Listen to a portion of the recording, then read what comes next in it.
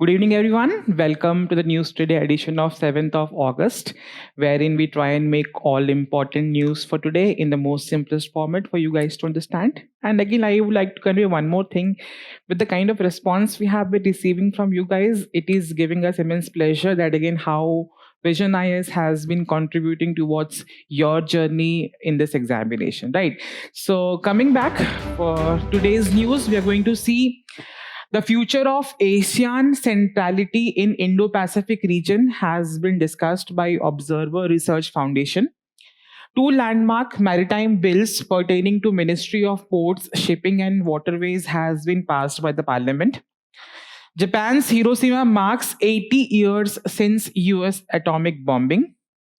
RBI has recently tightened the co-lending norms to improve risk sharing and transparency. And lastly, World Meteorological Organization has certified first mega flash lightning. We are also going to see place in news, that is France, along with quick updates for the day. So the first news, again, ASEAN has been in news, and again, you have been seeing that again how at an international global level there has been trade wars going on, and again how India has been affecting out of it, right? So the recent tariffs on US and there has been again increase of tariff by up to 50%. So this is somewhere coming into a region that again how with this whole scenario of trade war going on, how this region of basically global south is going to come together with respect to the idea. And therein we are talking about a concept what we call as ASEAN centrality in the Indo-Pacific region, right? So recently Observer Foundation Research Foundation has given their viewpoint on the ideas of Asian centrality, which is very important. Again, it can be interlinked to your GS paper number 2, that is international relations. So let's look at, firstly, it is very important. Whenever you come across any international organization, whether India is a party to it or not a party to it, India is not a party to ASEAN, although it is very important because of India's Act East policy and many other things, right? So member countries, its location on map becomes very important for you to understand and remember from prelims point of view, because we have seen that again how UPSC in the prelims examination has been asking questions on international bodies, international institutions with respect to member countries, with respect to their location in map, right? So ASEAN is basically a group of 10 countries. All of you know, headquarters is in Jakarta, right? So these are the few countries. Again, the idea is of Indo-Pacific region, right? So very important, remember the 10 names for your examination. So what they have done in ASEAN, they have come together that again, we as these small group of small countries, we are going to come together for the idea of trade, peace and prosperity across the all region of this Indo-Pacific region, right? So that is the idea. But again, what is the idea of ASEAN centrality? मान लीजिए assume कि in a school there is going to be a project, right? And in that project every group has to take one member from each of the 10 classes, right? But in that whole group there is one specific group which is taking the entire in charge of entire project which has been happening in different groups. In a similar manner, ASEAN is just like this organization which has taken up the task of maintaining peace, trade and everything, security across the whole Indo-Pacific region across these 10 countries. Yahi hai basically ASEAN, right? So it is Association of Southeast Asian Nations, 10 countries, right? So basically is going to the idea, what is the idea of centrality? Centrality basically means that ASEAN should lead the regional cooperation in that Indo-Pacific region. So what is regional cooperation? That all the 10 regions will be cooperating together with an idea of development, with an idea of peace, with an idea of trade across the region, maritime security across the region. So that is a basic idea with respect to centrality. Ki as a group, we are going to work together, right? So अब देखा गया है in recent that again with this global maybe let's say trade wars and global tensions going on, this idea of Asian centrality has been losing. right? So what are the reasons? So briefly, just to tell you again a brief history, that again why exactly was ASEAN created. So this region of Indo-Pacific was maybe somewhere there was some big country who was again as a guidance to that particular region. For example, we can talk about post the Cold War era. So US influence on that, and again US military has pulled back from that particular region with, and again this has led to the growing influence of China over the region, right? And again at the same time we have seen that during era there was also the idea of Japan becoming remilitarization process going on in Japan. So these were the few ideas which led to creation of ASEAN as a organization, right?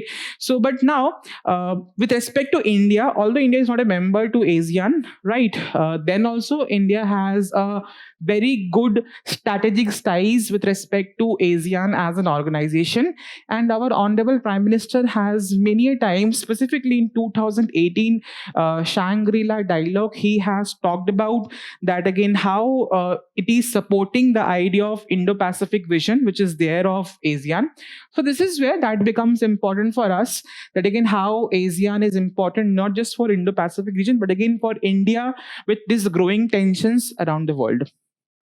Then with respect to why exactly it is in threat, अब मैंने बोला ना कि Asian centrality is in threat, what exactly is the reason? So number one, US China rivalry, again the tariff bans going on and again everything. So US China has always been on some kind of a rivalry with respect to trade, with respect to global influence, with respect to let's say currency war and everything like that, right? So basically it has emerged as a form of a new Cold War. So there are some, again मैंने बताया ना कि there are 10 countries in this ASEAN. So some countries are supporting US, some countries are supporting ASEAN. उससे क्या हो रहा है कि the entire centrality of 10 countries coming together is getting lost. This is where we talk about the ideas of, with the US-China rivalry, this is dividing the entire group and weakening the ability to make a collective decision. Number one point. Number two, ASEAN has been running a lot of organizations within it. With respect, we can talk about meetings like East Asia Summit, ASEAN Regional Forum, right, wherein they used to talk about many things related to joint collaboration, trade, maritime security, many things. But with this growing, let's say, weakening of this ASEAN as an organization and as well as global tensions which is going around, these platforms are no longer maybe coming together, meeting on a regular basis. So again, this is a kind of a broken platform kind of a situation which has come out, again leading to the idea of losing of ASEAN centrality. And lastly, the tariff wars. You all know that again how US has been imposing tariffs, and again with this idea, there has been a disruption of global trade. Because of course US is the most developed country, and again many countries are supplying their products to the US soil, and again with this tariff wars there has been a disruption of global trade. So many times it has been observed that again ASEAN as an organization has been always vocal towards the idea of free trade, right? So again with the idea of tariff wars going on, and which is coming in conflict with that free trade mindset of these ASEAN countries. So again, it is creating a kind of an internal disagreement that again, how exactly we are going to respond to this tariff wars. Again, हमारा idea है कि we are going for free trade. But again, with this tariff war going on, there is again coming conflict between these 10 countries that again, how exactly as an organization we are going to respond to this tariff war which is going on. These are the few reasons which has been attributed with respect to the weakening of ASEAN centrality. Then how can we strengthen it, right? So there has been a lot of discussions. Number one, we can talk about, in this whole setup we are going to reform us, right? ASEAN as a group of 10 countries, they need to reform in terms of creating an idea of greater unity among the countries. Irrespective of whatever is happening, you are going to come together, you're going to have a collective viewpoint, and that is of course going to make this whole organization more stronger as a group of 10 countries, right? And many times what we have seen, अब south China dispute हुआ, right? So in this, different countries among the region had a different kind of a viewpoint, and they did not had a clear stance towards the South China dispute. Why? Some countries, of course, in this ASEAN has been supporting China, so of course they would have a different stance. And again, this organization did not came up with a clear response to the crisis with respect to South China Sea. Many times what we have seen कि अब organization है, how it is functioning, how it is making collective decision. So of course many times it has been seen that again, for a decision to come into effect, there has to be 100% agreement across all the 10 countries. So reform में ये बोल रहे हैं कि maybe think of a situation that again you always cannot get a major, or maybe all of the parties cannot come together on one page at a very same time.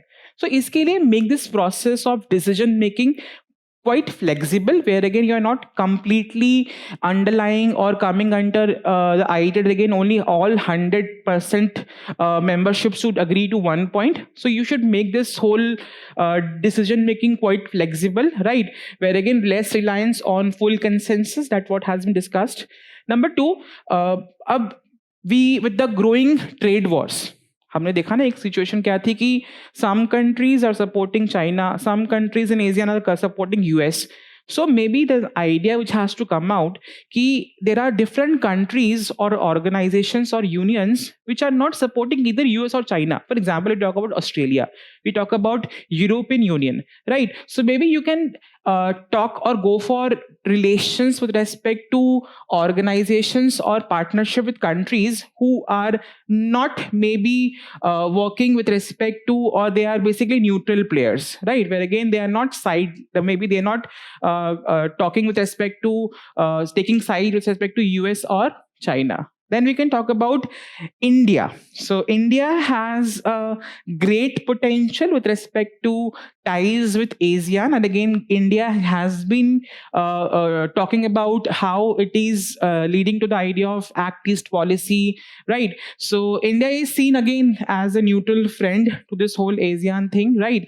And we have been making relations with respect to this ASEAN country with an idea of trade, stability, and diversification across this whole Indo-Pacific region.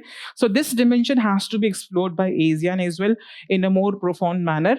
And lastly, RCEP, we can talk about comprehensive and progressive agreement for Trans-Pacific Partnership. All of these agreements which have been there with ASEAN has to be upgraded, reforms has to be brought in, so that to make an idea of trade more equitable and balanced across the region. So ye kuch reforms hai which can again strengthen the idea of ASEAN centrality, right? So some PYQs again, in prelims, you can expect questions on ASEAN, different kind of agreements between India and ASEAN as a country, right? So some PYQs with respect to mains. Indo-Pacific region is increasingly seen as a theater of geopolitical contestation. Discuss. We can talk about how ASEAN has been the region. You can talk about that as well. What is meant by Indo-Pacific? Discuss the geopolitical and economic significance of Indo-Pacific region for India. Right. Herein we can talk about what kind of relation India has with respect to Indo-Pacific, and one such parameter is of course growing relations between India and ASEAN as an organization. Right. So again, that is how this news is important for you with respect to the topic of international relations in GS paper number 2. Then the next topic for day, recently Parliament has passed 2 important bills, right, with respect to the idea of maritime, that is the maritime sector of the economy, right? So again, coming under Ministry of Ports, Shipping and Waterways, right? So Lok Sabha has passed Merchant Shipping Bill 2025. Rajya Sabha has passed the Carriage of Goods by Sea Bill 2025, right? And again it is coming under the idea of infrastructure, which is there under GS paper number 3, ports, roads, airports and railways, right? So ऐसे news जो है ना, that is You're not going to discuss too much into what exactly has been the provisions of this bill. You're going to broadly discuss and understand that again how it is going to be affecting India's infrastructure, India trade relations, India's maybe growing influence in the as because we have discussed in many news today editions that again how who is controlling the ocean is controlling the world, right? So this is somewhere coming into that particular picture, right? So let's see what exact has been happening in that particular two bills. So we did not had a bill, right, who which has been upgrading with respect to how trade in this sea has got upgraded, right? So we were still working on the Merchant Shipping Act of 1958. So there was a high time that again we need to update with respect to the idea of merchant trading bill, right? So what they have told, simple देखो ये सारे जो points हैं ना आपको समझना है from the ideas of internal security that they have told that all ships who are there are coming into the sea, all of them has to be registered. With this registration, what would happen? The sea piracy and everything could cut down, right? So this is where they, no matter whatever the size of the ship is, every engine, every vessel who is of course going on sea should be on records. That will allow better tracking in case of any security issues, right? So even agar koi ship ja rahi hai for recycling, they are also supposed to get a temporary registration with respect to this particular act. Now they have also discussed that again vessel are what the basically the things which are carrying goods, right? So vessels, they have broadened the definition of vessel. That what exactly we are going to talk about vessels. Vessel basically includes also drilling units in the ocean. They're talking about submarines and submissiles. Then again we're talking about floating crafts that don't displace water. All of these are counted as vessel, where again the definition of vessel has been broadened. Then we can talk about who can own ships. So initially what the bill had, that is a Merchant Shipping Act of 1958, that majority of the ships were owned by Indian citizens or Indian companies. Now what this bill has told, that again with respect to owning of ships, right, it can be owned by Indian cooperative societies, the overseas citizens of India, and also people and companies party with respect to owning of these vessels. So again the idea of who can maybe buy and who can have a ownership over a ship has been again expanded at again with respect to this particular bill.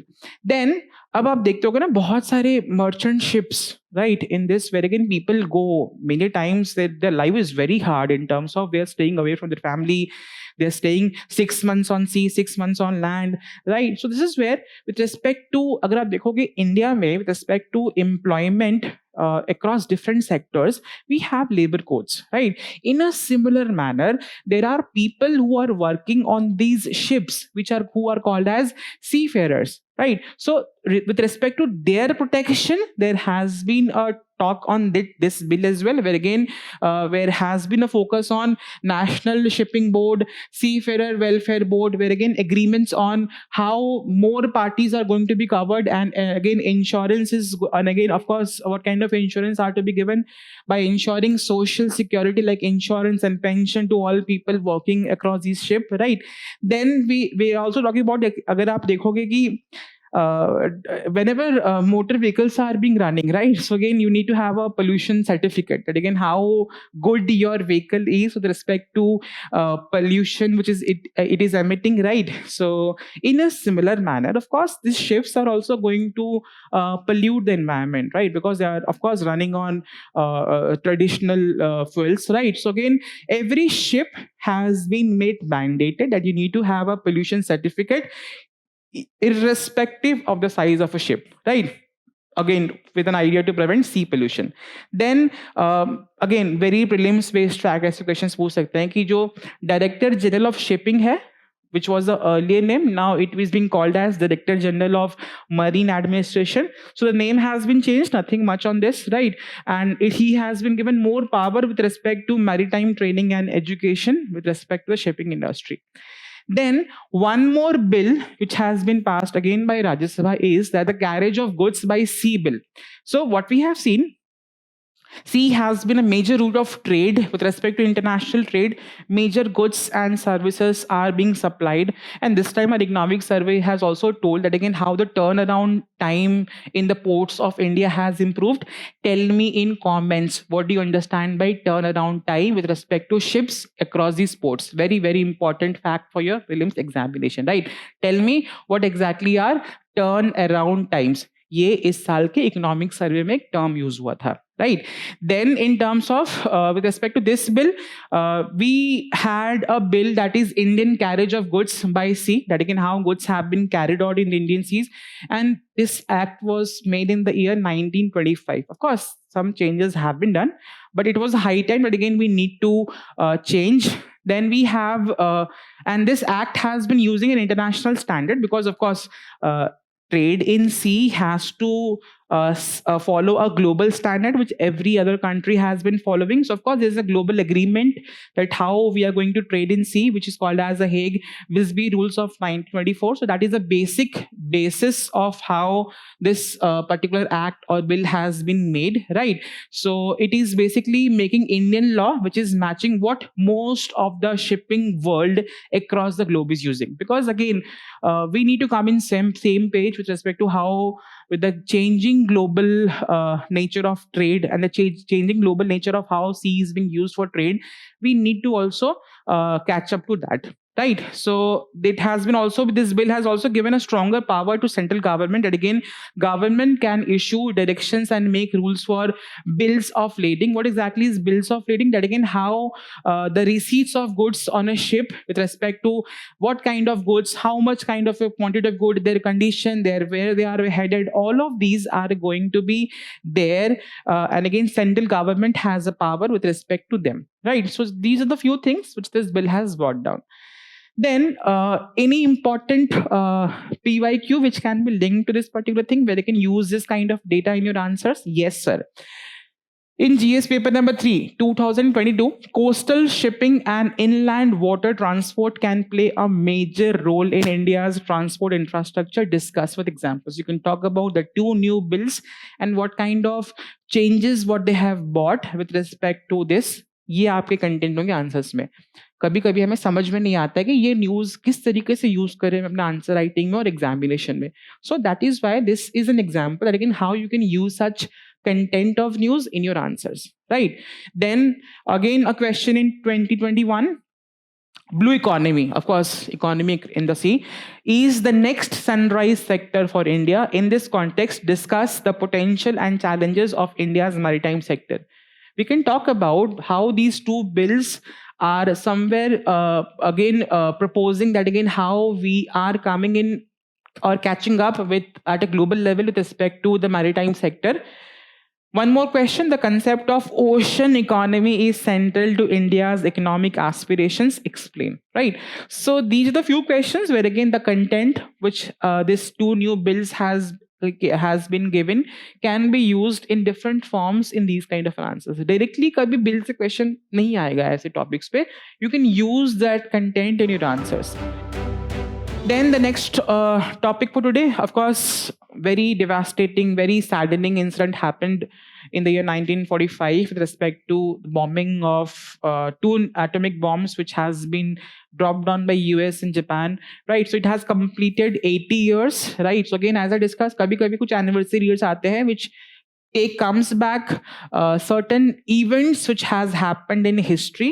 So that becomes important for you, that again it has completed 80 years. So again a part of your world history, World War II, that becomes an important theme for this year examination, right? So what exactly has happened 80 years earlier? There was a bombing happened on Hiroshima on 6th of August 1945 and on Nagasaki on 9th of August 1949. And again what kind of bombs? Again थोड़े बहुत आप देख सकते हो कि ऐसे questions आजकल पूछ रही UPSC in terms of some kind of facts.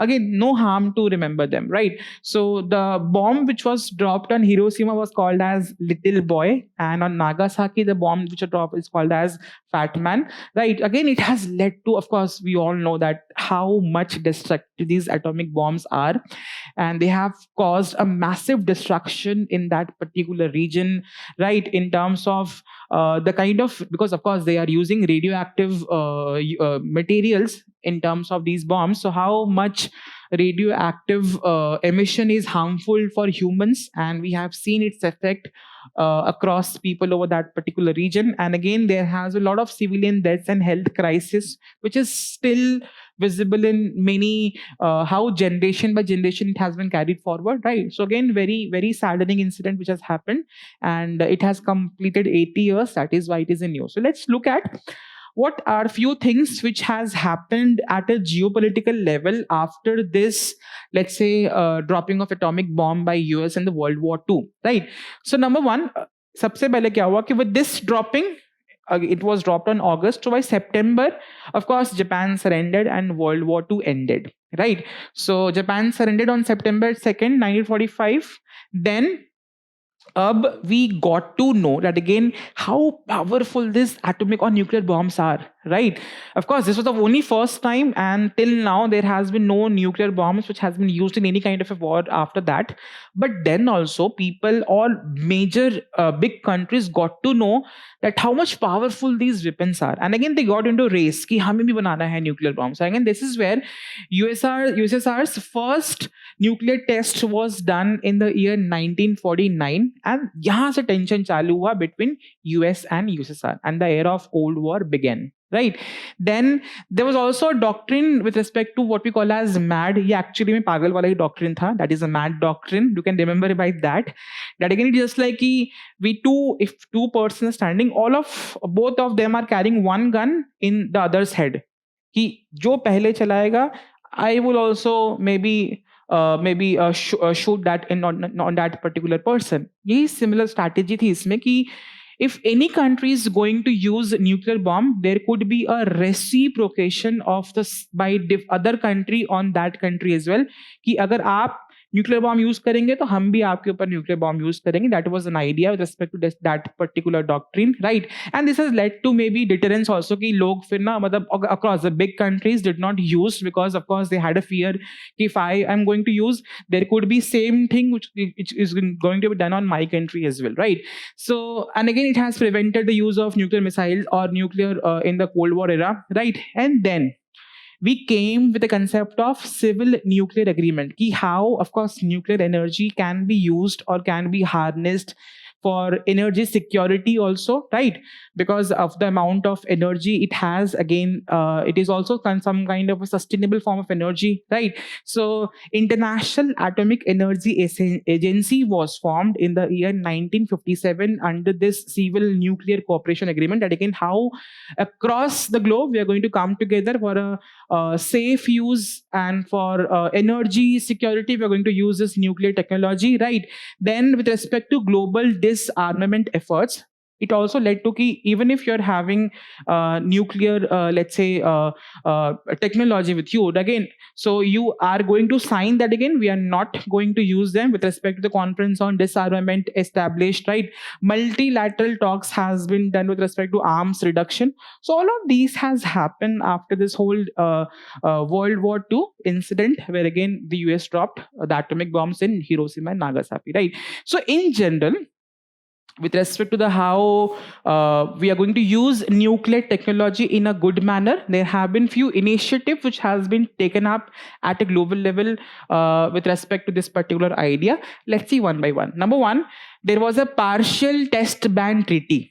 That is, if any country is going to test its nuclear capacity, it is not going to test in air, right, outer space or water, but not underground. Underground में you can test. Again, the whole Pokhran test which was conducted by India, again it was on underground, right? So India was abiding by this partial test ban treaty, right, which was passed in the year 1963. कि अगर आपको nuclear test करना है, you cannot do it on air, outer space of water, but you can do it on underground. Because again ये mentioned नहीं है, but again there was no guidelines that again you cannot do it in an underground, right?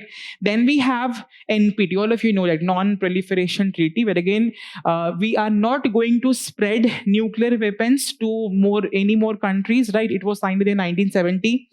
Then CTBT, it is Comprehensive Nuclear Test Ban Treaty, which is banning all kind of nuclear explosions at military or as well as a civilian level. It was passed in the year 1996. Then we have UN Office of Disarmament Affairs, which is again an ongoing thing, where again which is coordinating global efforts to reduce the use of nuclear technology, right? Then we have Treaty on Prohibition of Nuclear Weapons, which is completely banning nuclear weapons, which was adopted in the year 2017, and it has not been signed by all major nuclear powers. Again, lastly, the Pact for Future, that again how in near future we're going to see what is the global roadmap for peace, includes nuclear disarmament goals, which is of course a future-oriented plan. Tell me in comments, where does India stands? What is the stance of India with respect to these few treaties and initiatives with respect to the idea of nuclear technology, right? So generally ऐसे content आपको use कैसे करना है? There is no explicit questions which has been asked, right? But again, there are many themes across the question paper which has been asked by UPSC, where you can use these kind of a content. For example, the whole incident of Hiroshima and Nagasaki, you can use with respect to how after this in the India nuclear policy, we can talk about this in a question, let's say, which is talking about global disarmament efforts. We can talk about this in a question which is talking about the UN reforms and institutional relevance. We can give this angle of how UN has been working towards an idea of nuclear non-proliferation. Then we can talk about how India's strategy in autonomy, right? All of these are the themes where you can use this kind of a content in your answers. The next question. Recently, RBI has tightened the co-lending norms to improve risk sharing and transparency, right? I'll discuss again. ऐसे concepts है ना, co-lending norms. This becomes important for examination, right? So some topics which comes up in news, right, can become a question in your prelims examination of some economic terms which are there in news. Of course, GS paper 3, the topic of banking as a chapter, right? So basic things that again the RBI which has made new rules with respect to the idea of co-lending. It is coming under these three acts: Banking Regulation Act of 1949, RBI Act of 1934 and National Housing Bank Act of 1987. ये तीन acts बहुत important है. There have been multiple questions which has been asked by UPSC across these acts in your prelims examination. Again, whenever you're in the chapter of banking, please focus more on this, right? And where does this co-lending norms apply to? Of course, between banks and non-banking finance companies. So इसके लिए आपको समझाना जरूरी है कि what do we understand by co-lending, right? So co-lending basically means an idea where again, let's say there is a bank. Of course, bank has a lot of money, right? Bank has low cost capital, right? But it does not have reach to a lot of customers who require loan. And this is where non-banking finance companies, which are basically these small finance banks, which have a lot of reach out to borrowers of money who are in need, right? So यहाँ हम use कर रहे हैं दो चीजों को. Bank के पास पैसे हैं, right? NBFC के पास potential customers है, right? So all of these, why not, if we are providing loan, we are coming together and let's say we co-lend, right? Agar if we are lending, let's say 1 lakh rupees, so why not the bank and this NBFC should come together and they should co-lend. That is the idea of co-lending, right? Which is basically a partnership between the two entities, that is banks and NBFC in this particular case, where again banks have low capital, low cost capital, NBFC have last mile reach with respect to borrowers, right? So this co-lending process is governed by the prudential regulations. So that is where RBI comes into picture. Ki there was few issues around the idea of co-lending, where again RBI has made the rules a little bit stricter. क्या changes आए हैं, we are going to see. Very important for your prelims examination, right? So let's see what has been done. Number one, key minimum of 10% sharing rule. What exactly is this? If assume that again 10 or let's say 1 lakh rupees of loan is being given under this co-lending mechanism, what was seen majorly, the majority of the money which was being lended, NBFC was not taking much of a risk. इसमें से अगर co-lending की बात करें, although NBFC has been doing the task to find out the potential customers, bring it to bank, and then again bank is going to lend to them, right? But इसमें problem क्या आ रहा था कि many times what we have seen, 99% of this money was given by the banks and only 1% of the money was given by this NBFC. So the banking or the share of risk, अगर ये loan fail होती है तो ज्यादा नुकसान किसको होगा? Banks को, because 99% of the money has been given by banks. To cater to this problem of co-lending, what RBI has done, कि between these two entities minimum 10% is to be done. अगर ये लोन देना है तो it is given that NBFC has to give minimum 10% of loan with respect to the loan which is being dispersed in a co-lending mechanism. कि bank को भी minimum 10% करना है और NBFC को भी मिनिमम 10% करना है, which should be in the books. अगर लोन ये NPA बन जाता है तो again it is not only going to be suffering or taking a toll on the banking balance sheet, it is also going to take a toll on the NBFC balance sheet. तो again अगर आप साथ में मिलके loan दे रहे हैं तो again risk should also be taken up by both of them.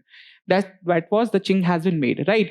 So then there is uniform asset classification. अगर एक loan in a co-lending mechanism has been declared as NPA, that is non-performing asset. Tell me, what is the cutoff time that we are classifying that again a loan which has been given by the bank is coming under NPA? क्या time limit है मुझे बताइए comments में. Very important for your prelims examination, right? So with this, what has told कि अगर co-lending हो रही है और मान लीजिए एक ये loan है that becomes non-performing asset. So again both the NBFC and the bank both have to declare them as non-performing assets, so that again there is a uniformity in terms of asset classification.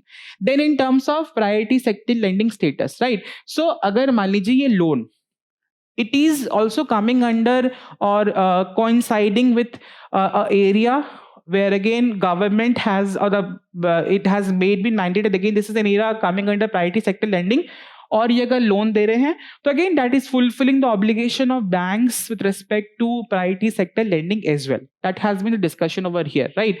Then in terms of blending of interest rates, अब मान लीजिए, हाँ very important concept कि bank has give or the co-lending loan amount is of let's say 1 lakh rupees, right? So among this 1 lakh, what would be the interest rate? Bank बोलेगा कि I will charge 10% of interest rate, right? NBFC will tell I will charge 14% of whatever amount I'm getting, I will charge let's say 14%. What will be the effective interest rate on the customer? So जितना अगर मान लीजिए in this 1 lakh rupees, let's say 90,000 has been given by bank and 10% has been given by NBFC. So on this 90,000, the interest rate will be 10%. On those 10,000, the interest rate will be 14%. That has been the idea with respect to interest rate. What has been discussed कि वही है, जैसे 10% है तो 10% of whatever the loan has been given by let's say bank, it will be done on that basis. So that again there is a weighted interest rate with respect to the amount which is being dispersed by bank and the NBFC in a co-lending mechanism. So basic यही rules कुछ change हुए हैं, right? Then in terms of why it is important. Now tell me कि many times what we have seen, there are a lot of potential people who require money but they do not have access to banks. So this is where it comes into picture that again, banks, they can reach for far off villages and small towns easily using the network which these small finance banks, that is NBFC, have, which is again helping banks to meet their priority sector lending targets. Number one, NBFC say what is happening that again, if NBFC is co-lending with banks, so again it is also sharing the risk which is associated if that loan can become non-performing asset, right? So again, it is making the money cheaper, right? So they can share risk with banks and they can get cheaper money to lend at better rates with respect to collaboration with bank. And lastly, for us, for you and for me who are the borrowers, it is also going to help to lower the interest rate. Of course, NBFC charges more, but again, agar bank collaborate karenge, so of course, with this weighted interest rate idea, what is bank RBI has told, you are going to get loans at a lower interest. Of course, it is going to be more flexible options tailored to the local needs. So these are the few benefits with respect to co-lending mechanism. आपसे पूछ सकता है prelims में, sir, what do you understand by this co-lending mechanism? Co-lending mechanism was in news. It is related to which sector? Banking, insurance. This kind of questions could be there in your prelims examination. The next topic, World Meteorological Organization has certified the mega flash lightning record, which has happened in USA. It has happened in the year 2017, but in this, as of now, they have classified कि सबसे बड़ा lightning था. It has covered approximately 870 kilometers of area under this lightning. So that is why it has been classified as a mega flash lightning record. Again, because we have seen that again how lightning thunderstorms have been happening, how they are potentially harming people, environment, right? So that is why it is important as a topic for disaster management and climate change, which has been happening. So basically, WMO has certified a world record कि आज तक का सबसे बड़ा lightning हुआ है. Sorry, the number is 829 kilometers, right? And it has happened in the eastern Texas, which is near to Kansas City of USA, right? And it happened in the year 2017, and it has got certified in the year 2022, and it demonstrates that how increasing weather extremities is linked to climate change. कि जो lighting के incident इतने बढ़ रहे हैं, what we have been seeing, it is also related to climate change which has been happening across the globe, right? So let's see how exactly, अगर आप देखते हो basic science के facts, I'll just take 1 minute, very interesting, how exactly lightning are happening. Because if you see in clouds, right, so many times they have some aerosols, many times they have some solid particles of ice. So these particles carry charges, positive charge, negative charge, right? So when the air between these two charges is very less, they come together, and once these opposite charges come together, there's a flash of light. That is what we call as lightning, right? So lightnings are happening in two ways. आप देखते होगे ना potential हमें कब harm होता है कि there are charges in clouds also. अब क्लाउड के अंदर चार्जेस है, तो यहाँ when they come together they produce light and they produce sound, that is thunderstorm. I'll discuss that as well. So it is happening in the sky itself. Sometimes what we have in the ground level, we have some charged particles, and when they interact with each other, that is where you see lightning which is striking the ground, and this has been creating a lot of potential damage to loss of life and a lot of things happening around the country. So this is a basic understanding of how lightning happens, right? So very basic thing that again it has been discharge of atmosphere. जो मैंने बताया वही चीज है. It is due to opposite charge which gets built up within the clouds or between clouds and ground, right? And this built up charge breaks the air insulation. कि ये दो charge के बीच में जब आते हैं, जो बीच का air है, once it is completely insulated, then they interact and it is leading to sudden discharge of lightning. And why do thunder sound क्यों आता है हमें, right? So tell me which is coming first. Do you hear the sound or do you see the lightning first, right? That is given to question. And again, which is faster, whether light travels faster than sound or vice versa? Tell me in comments. Very interesting, very simple, basic science what you see. अब ये आवाज sir क्यों होता है, right? So if you understand, once these charge come together, can you imagine the temperature of air in that particular region would be? It is somewhere around 30,000 degrees Celsius, right? And this expansion creates a shock कि इतना temperature high होता है whenever these opposite charged particles come together.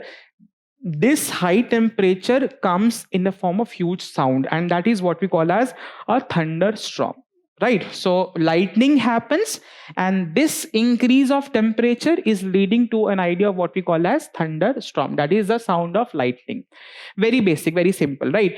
But again, they have been telling very important. अब आता है थोड़ा आपका prelims वाले questions के pattern में कि how climate change has been associated with the increasing incidence of lightning which has been happening, right? So again, with global temperature rising, so every 1 degree increase of temperature at global level, it is leading to 7 to 18% of increasing lightning, specifically in the country like region of India. Then we can talk about how pollution, because jahan pollution hoga, of course aerosols will be there in the cloud. They will carry charged particles, and these charged particles, of course, coming together, they will create lightning, right? So it is enhancing cloud formation and again intensifying the idea of lightning.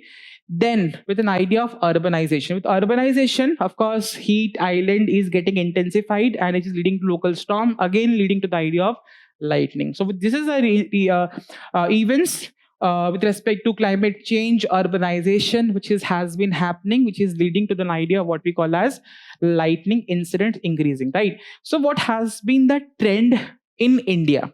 अब lightning का concept आप देखोगे ना, how many times we see news कि somewhere rain has happened, lightning happened, again people have lost their life and property, right?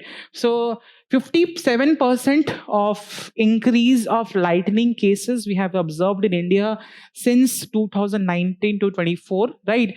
And the IMD and these, that is CROPC, are the two organizations which are reporting the lightning cases, right? And the most affected states of India are Odisha, Bihar, Jharkhand, and West Bengal. Important for your prelims examination, right? Then what kind of hazards are being associated with lightning? अगर आपका topic आता है same disaster management, GS paper number 3, that again it is a kind of a natural disaster, right? So it is causing, of course, very natural fires hote hain, explosion in buildings due to short circuits happening. We have been seeing that is busting of trees, right? We have been seeing casualties with respect to farmers, fishermen, outdoor workers, specifically during the monsoon season. We have been seeing that again how it is risk to infrastructure with respect to telecom towers, substations, etc. So, अब देखते हो ना, कभी कभी transformer जल जाता है lightning से. This is an incidence, and these are the few hazards which are associated with the disaster of lightning, right?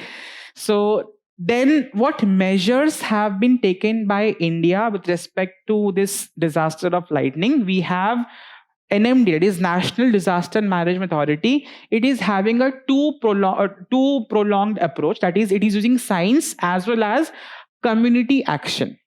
कि साइंस के साथ साथ we are also using community. Then in 2019 they have made a guidelines with respect to lightning warning protocols, and there is this app. Again, अब ऐसे apps आपके examination आएंगे, सचेत app, right, or Damini app, they are associated with which kind of a things, right? Again, lightning as a disaster. So this Sachet app is again giving you a warning with respect to lightning which is going to happen in that particular area or region.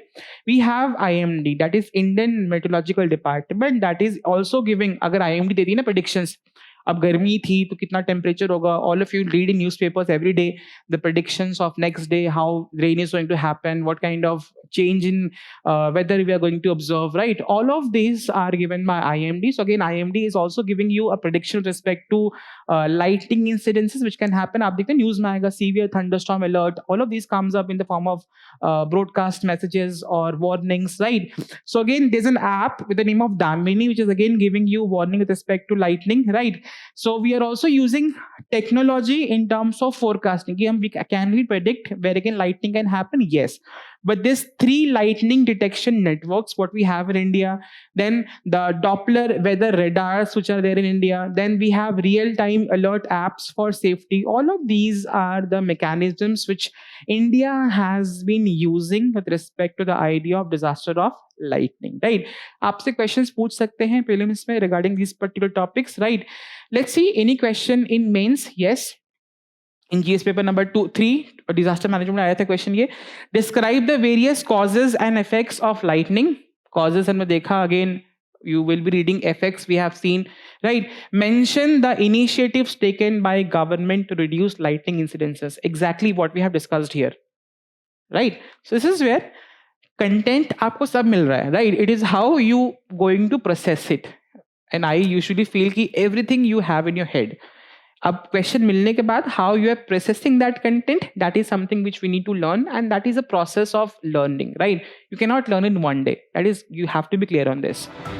Then moving on to the place in news for today, that is France. Again, a disaster issue has happened. Forest fires have been happening in southern region of France, where again it has been hedged by a major wildfire, right? Or again, the reasons are strong winds, dry vegetation, and hot weather in that particular region, right? So wildfires, of course, in this year we have seen in forest fire incidents happening in USA, right? So again, very important with respect to climate change can also be attributed to the idea of forest fire which has been happening, right? So that this makes this place important, right? So look around, where is exactly France located? With respect to Atlantic Ocean, Mediterranean Sea, right? What are the neighboring countries, right? What are the geographical features, important rivers, important mountains, right? So that is where you're going to open up your atlas and locate France and basic political and geographical features associated with that particular country, right? Then moving on to the news in short.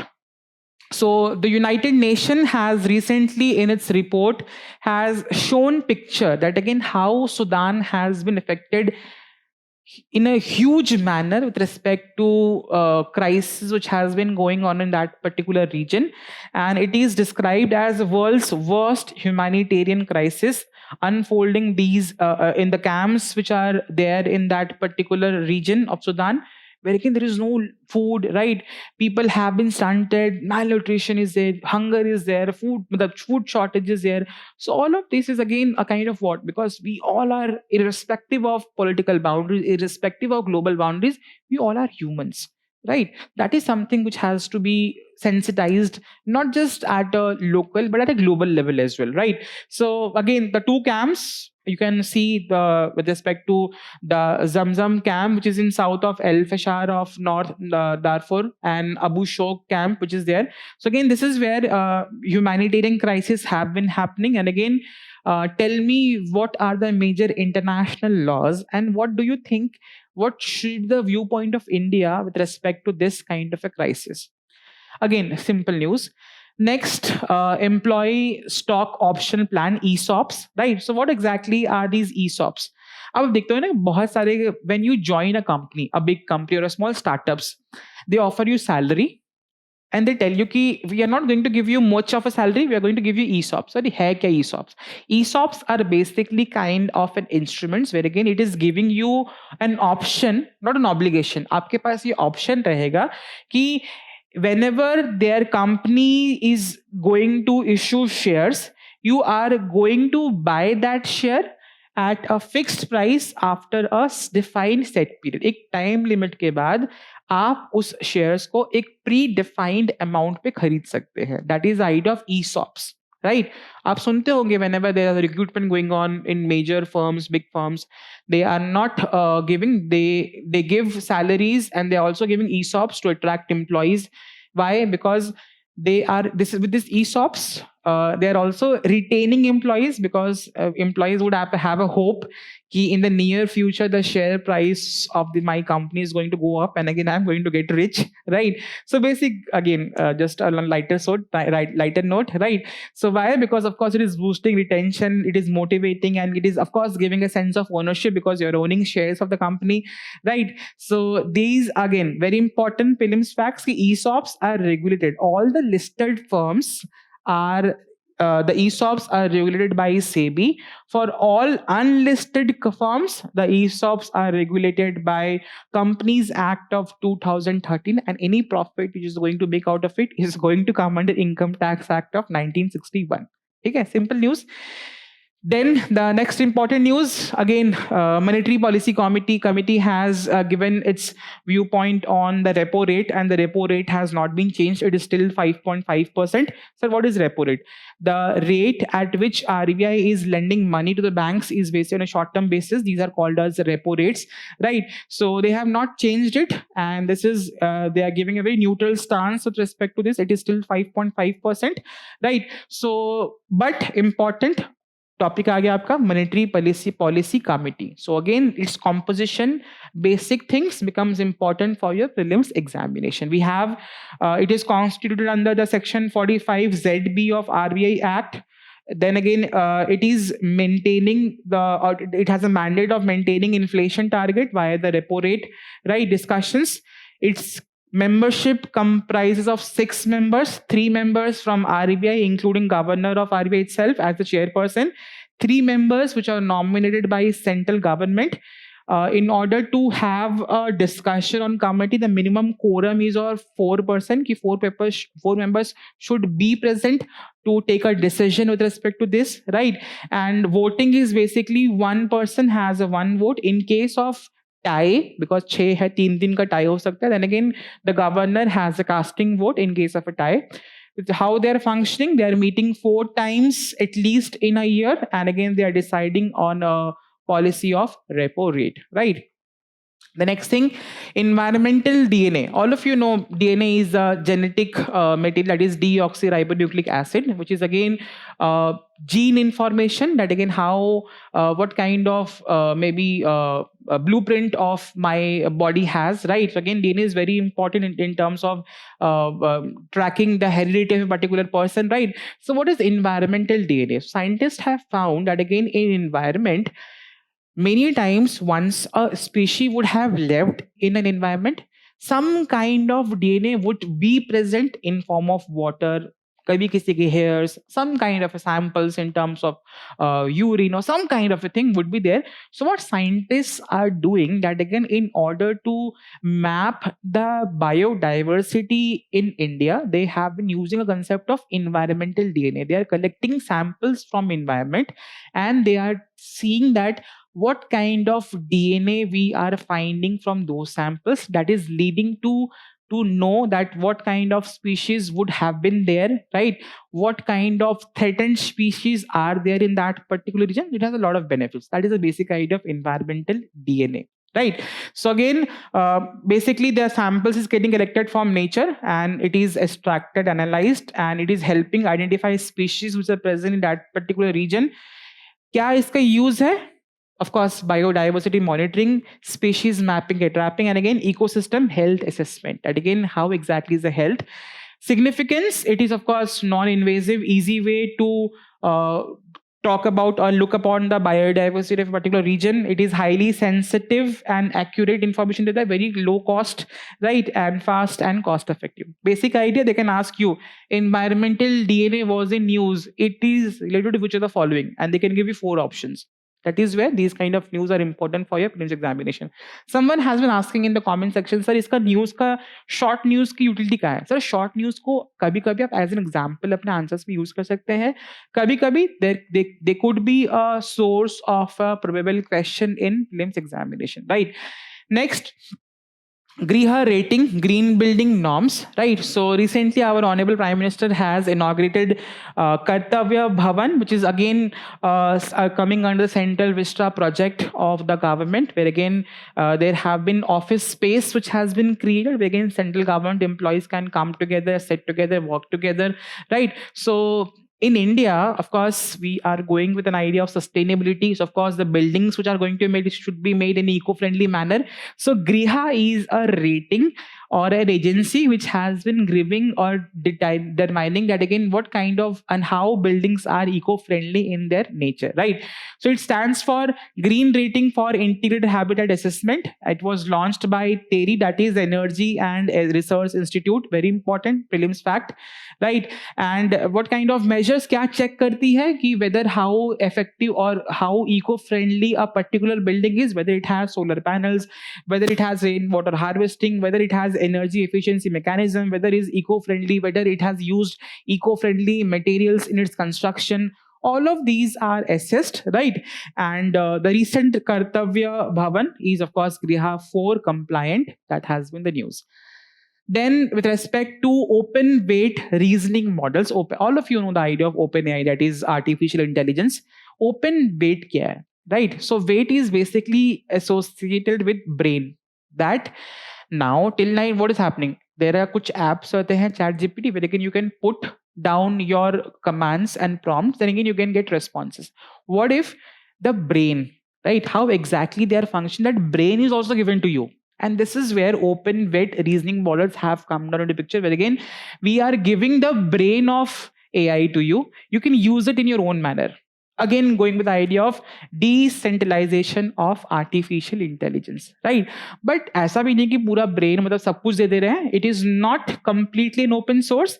We are only modeled weights are been given, and again, no training data, code, or architecture at how exactly these brains were created. That is not being shown. But again, brains are given so that again you can use it in your own way. You can use it for your reasoning and multiple purposes. It can be run on laptops, right? And again, they are optimized for advanced reasoning. How more advanced manner you can use this AI, that has been discussion, right?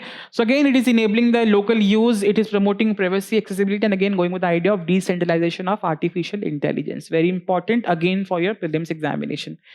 Then we have Bharat Gen Artificial Intelligence, India's multilingual AI. आप सबने ChatGPT use किया है? Can ChatGPT give you answers on local languages? This is where India has been developing its own AI, that is Bharat Gen AI. And again, recently there has been a talk that again we are going to integrate it with all 22 scheduled languages of Indian Constitution. Of course, it is going to be more friendly with respect to people who are not well versed with English and many other languages, right? So this is where this has been coming into picture. So again, it is supporting text, speech, and vision, all of the three, right? And again, it implemented under this particular scheme led by IIT Bombay. And again, till now, 9 languages, and proposed is 22 languages to be integrated to it by 2026, right? Again, it is promoting AI in Indian languages and it is boosting the idea of digital inclusion. अब आप sir इसको use कर सकते हो कैसे? Bharat Gen AI can be used as a potential question prelims, or you can use this idea of digital inclusion example use कर सकते हो कि कैसे with multilingualism use of AI we are integrating it with all which can be used by all people across the country. Then Software Technology Parks of India, STPI. So of course you have seen, maybe if you come down 20 years back, 15 years back, where do you find big corporate companies and software parks? Bombay, Bangalore, Hyderabad. But now there has been a program which has been run by government that they are developing these software technology parks in this tier 2 and tier 3 cities. So that again, there is a developmental going on in the country, and again, every area of the country is getting developed, because jahan software parks honge, of course, employment generation and a lot of boost to economy of that particular region would happen, right? So this is where Lok Sabha has recently told that again we have set up 85 of software technology parks in tier 2 and tier 3 cities, and it has created 2.98 lakh jobs in non-metro cities, right? And again, it is aligned with National Policy on Software Products, that is NPSP 2019, coming under Ministry of Electronics and Information Technology. Headquarters is in New Delhi, which was established in the year 1991, right, to promote IT exports and startups, boost MSME, implement the startup scheme, and again, all of these schemes, right? So very important, you can use this as a content with an idea of developmental, which is very inclusive in nature, and again, regional developments are also happening. बहुत सारी जगह use कर सकते हो, कैसे job creation कर रहा है tier 2, 3, tier 3 cities, where again people need not to migrate. Over dependence on big cities is going to lessen down. All of these are the areas which can be linked to that particular thing. With this, we come to an end of discussion of today's news today. So all important questions which could be framed from the topic will pop up in your screen, right? So now that you have learned, you have read the news edition of today, you are going to solve questions, because it is going to complete the entire cycle of reading the current affairs. Once you have read, once you have understood, now you have solved questions. So if it is going to give you 100% satisfaction that again I am ready with this topic for my examination, right? Lastly, Visionize has come up with a digital current affairs platform, which is a one-stop solution for your current affairs issue. Many of you have been asking questions in the comment section. We need to increase the number of questions. This is a website where again you can go and explore n number of questions with all the current affairs, right? So it is again integrated. We have also integrated with AI, and again we have built this platform. So please go and use it. Very beautiful for all current affairs problem with the examination. So with this we come to an end. Thank you so very much and good night.